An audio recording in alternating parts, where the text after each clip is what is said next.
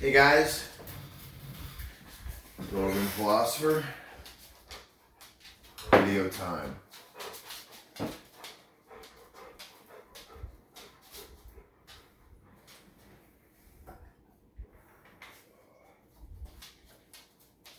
Nothing like a good cigar at the end of the work week. It's really never the end of the work week because I'm self-employed, so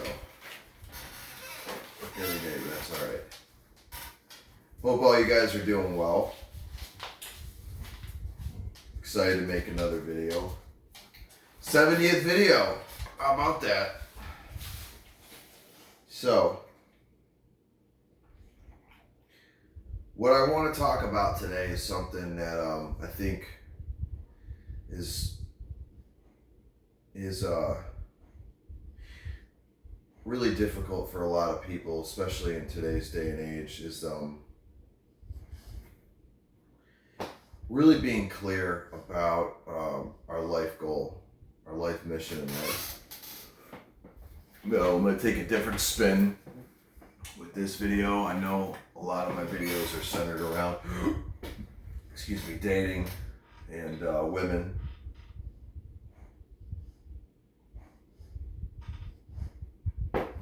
And navigating through the pitfalls that, the landmines, will you?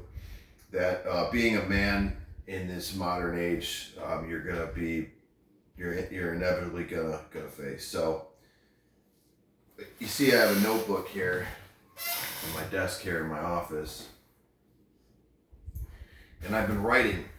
I've just started to do this, but it's something that I feel is really valuable. I've been wanting to do this for a long time, and I haven't. I read a lot, which is great, but I haven't been writing, and I'm reading right now Howard Gardner, Theory of Multiple Intelligence. It's all right, but it's a good book. And then I'm about to start reading Peace, Loyalty, and Liberty by Tom Palmer. So, just a political science book. It's always important to read, guys. You can never read enough books. Something I think needs to be part of your life, your lifestyle, whatever. Something that you do on the regular.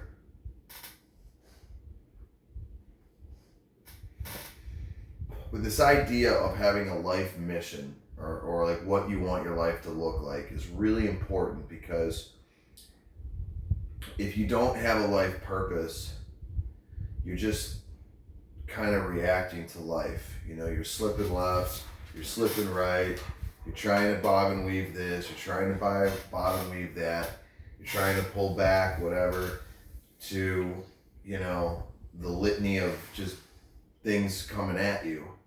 And you never really get a clear vision for what you want. I think that,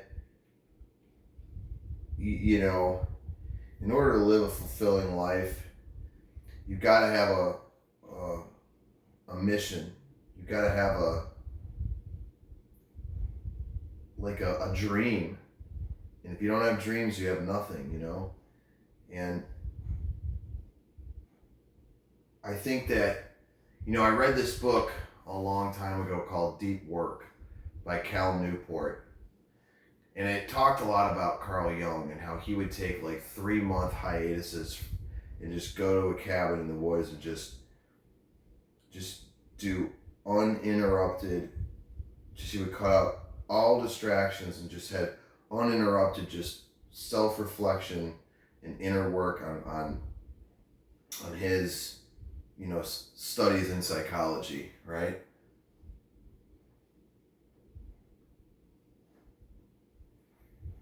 Now, I know that 3 months is quite a bit of time, and that's asking for a lot, especially, most of us have jobs and responsibilities and bills that have to be tended to, but a week, 2 weeks would be cool. But what I'm starting to do is just we work at our jobs, we work at the gym, we work at, whatever skill, maybe we're into playing musical instruments. but how much are we working on our goal? Like, how much are we working on making that goal clear, making that goal, like figuring out what that life mission is, what we want our life to look like. I was listening to Patrick Bet-David, and he was talking about, what's your 5 year, where do you want to be in 5 years? Where do you want to be in 10 years? Like, and most of us, we're just thinking about how to make it through the day, right? We're looking at a week at most, a couple days, like 5 years. So I really started to write, and it's hard in the beginning. Like in the beginning, you're like, man, why the fuck am I doing this? I'm just throwing down a bunch of shit that's all jumbled and mumbled, and like it's just my thoughts of the day and like where I'm at and my daily thoughts about my life and myself and whatever. But that's okay.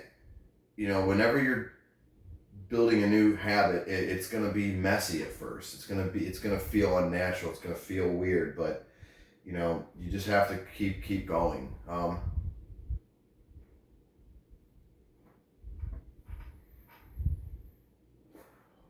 And I would really encourage you guys to just spend 30 minutes a day of writing about, like, hey, who am I? Ask yourself these two questions. Who am I? And what do I want out of life? Because time's running out. Every day we get a day older. We're a day closer to our expiration date. The only thing we really fucking know is that we're going to die at someday. And I think a lot of young men, like, we think we have a lot of time. We think, oh, well, I'll figure it out eventually. But I don't think a lot of people end up figuring it out. There's a quote by Henry David Thoreau that says, the mass of men live lives of quiet desperation. What is resignation is confirmed desperation. So, I'm sorry, it's the mass of men live lives of quiet desperation. Desperation is confirmed resignation. That's it. So, most people settle for the first girl that comes into their life that's nice to them, that's not a piece of shit to them. Most people settle into a job that they're good enough to get a livable wage at, right?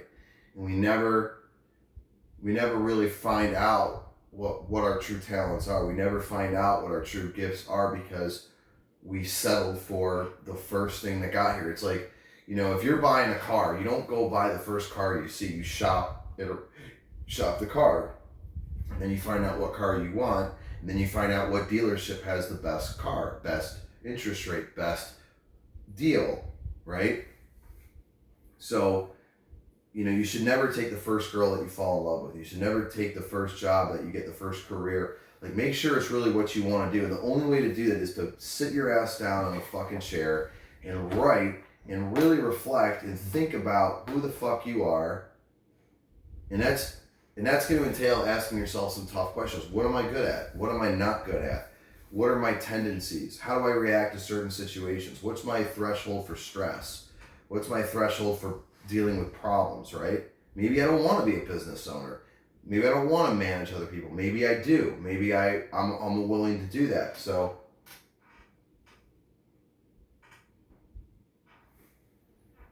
how am I in a social situation? Do I like socializing? Am I an introvert? Am I an extrovert? Do I even know? Do I put myself out there in uncomfortable situations? Like, for me, I'll share something for me. Like, I can go to a foreign country where I don't speak the language all by myself and be fine because I'm confident in my abilities to navigate an environment, okay? Like, I kind of know that, especially if it's a first world country, I know pretty much, like, every place has a library, a hotel, a bank, there a coffee shop, a cafe, like internet. Like, if I can get internet, I can start looking things up. I can figure out kind of where I'm at, where I need to go. I've been training in martial arts, boxing for a long time. I've taken survival classes. I value situational awareness. Like, I know how to present myself like I'm not a target.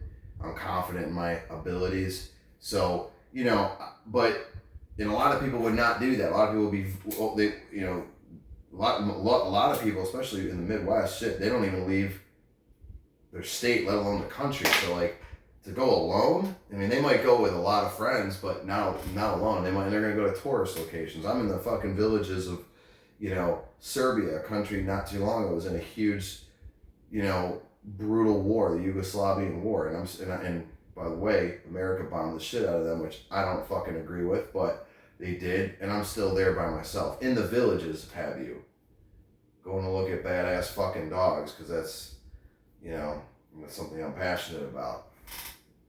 But the thing is, man, the thing is this. I don't like putting myself in social situations where I have to talk to people in a mainstream environment, okay? I'll go to the boxing gym, I'll go shoot guns, you know what I'm saying? Like, I'll go, you know, do that kind of shit, but like, when it comes to like, going to a high-end bar and talking to people in corporate America, dude, like, I don't like those type of people. I tend to, you know, within about 5 minutes, you know, have thoughts in my mind of fucking, you know, making somebody's nose fucking turn sideways, if you know what I mean. But that's something I got to get over, because I'm limiting myself to where I can socialize, because I don't like being in those situations. I don't like fake people. I don't like people that have, you know, beliefs that are fucking unoriginal and disingenuous, right? It just rubs me the wrong way, you know. Always been like that. So, gotta pull my horn out while I'm saying that.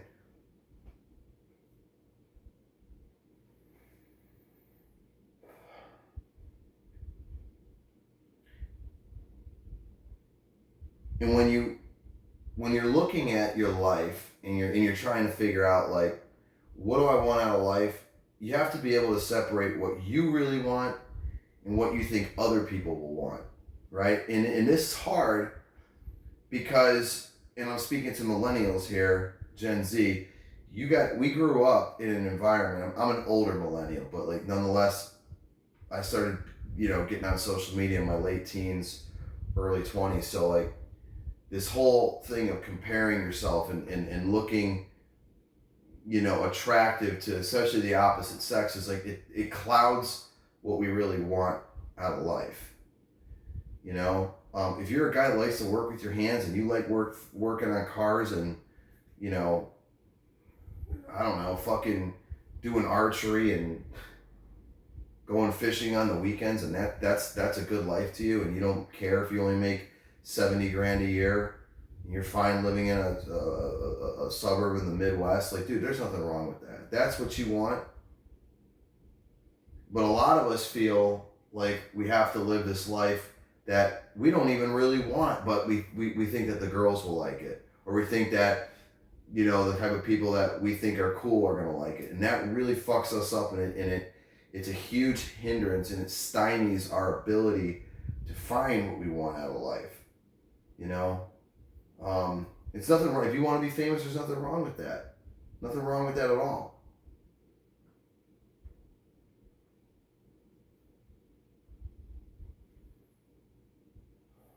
So, you know, that's really what the gist of this video is about.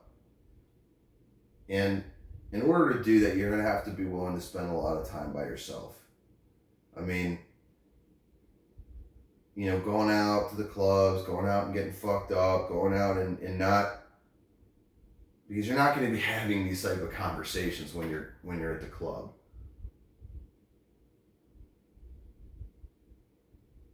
You ain't going to be having any conversations. They ain't going to be cerebral with that. They're going to be just, you know, prosaic, stupid bullshit.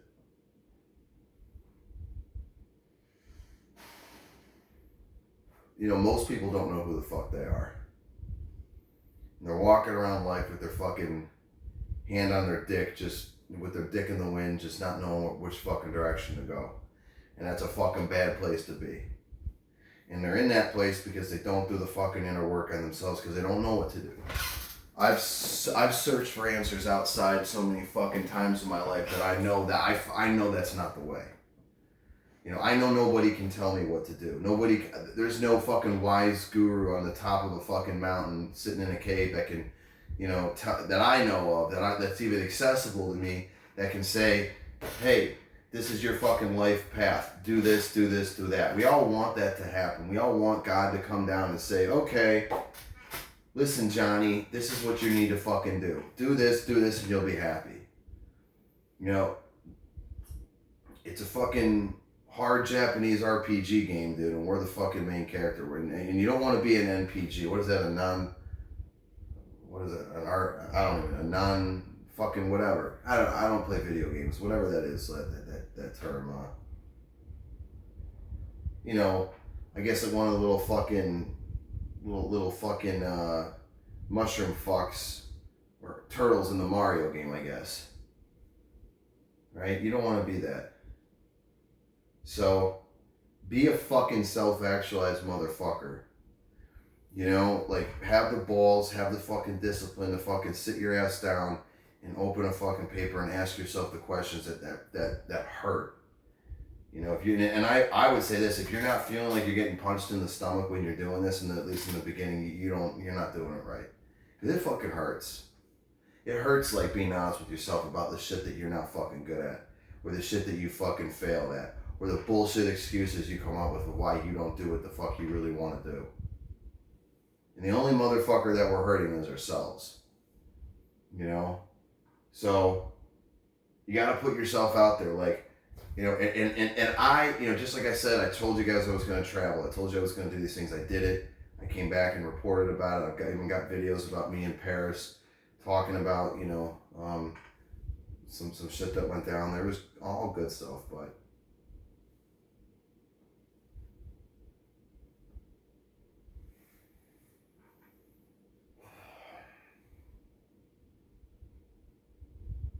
I look at these videos and, you know, I hope that something I say might help somebody, or might resonate with somebody, or might inspire somebody.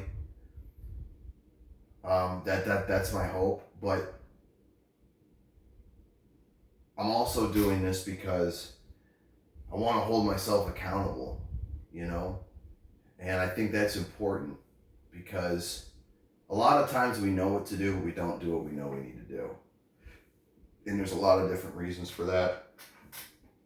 You know, I have a friend, he's fucking obese, he's had a heart attack, he's diabetic, he knows he needs to work out. And I love him to death. He's a great guy, he's brilliant, he's a brilliant man. And I value him a lot. You know, our friendship is priceless. We've been friends for almost 15 years. And he never fucking works out. And he always has excuses. And now he knows, now at least he doesn't have an excuse. He just doesn't do it. And it's sad. It's sad because he knows he needs to. He doesn't need to be convinced. He doesn't need to be told. He knows. He just doesn't do it. So, you know, for me, how am I going to get outside my fucking comfort zone? You know, I'm a loner. I'm a lone wolf. I don't like to, you know, I like to socialize once in a while. It's not that I don't like it. It's that, you know, it's uncomfortable for me, especially at first. I take time to, I'm a little bit standoffish. I'm someone that kind of walks in a room and observes and like kind of like sizes people up and tries to figure out like who's who in a situation. So I'm prepared in how to deal with certain people, you know, and I think that's probably actually pretty smart, but you know, I'm going to force myself to join Toastmasters. I'm going to force myself to do it. I don't want to do it, but I'm going to do it. And I think, because I know it's going to be good for me. Number 2 is, you know, I'm gonna commit to going to at least one seminar a month, whether it's a real estate seminar or a business seminar or just something. So, but like, you know, something that's going to benefit me, something that where I'm going to be talking to people and meeting people and, you know, interacting on a higher level. So some sort of like professional, you know, some sort of seminar geared towards some professionals in some area that I have at least something to do with.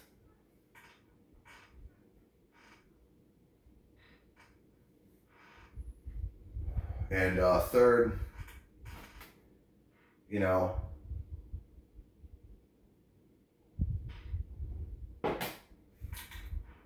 I don't necessarily think this is really all that difficult, but in a way, because it's just not really my personality. You know, I think you guys can kind of tell what kind of guy I am if for those of you who have been watching my channel. You know, I think I need to balance myself out a little bit more. And now, one, you know, when you're lifting weight a lot, you're running, you're sprinting, you're boxing, you're fighting.